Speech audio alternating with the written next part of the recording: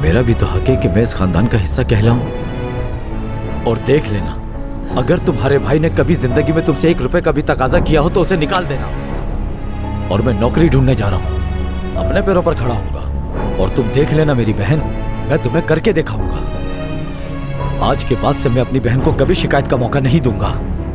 बाकी अल्लाह मालिक है। और देखना, मेरी बहन इस घर में एक कदम नहीं रखूंगा अपनी इज्जत के खातिर। तुम कुछ नहीं कहोगी मेरी बहन। तुम मेरे भाई और बच्चों के मामू हो फाजिल। इस घर में हमेशा तुम्हारी जगह मौजूद है, मगर तुम्हें बदलना होगा खुद को थोड़ा।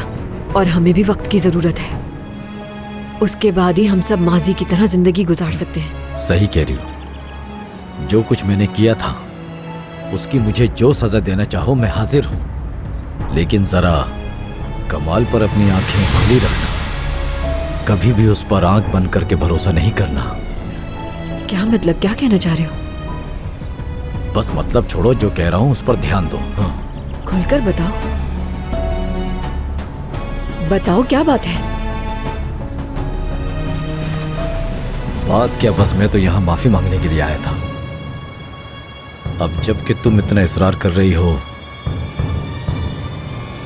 तो मैं तुमसे कुछ नहीं छुपाऊंगा।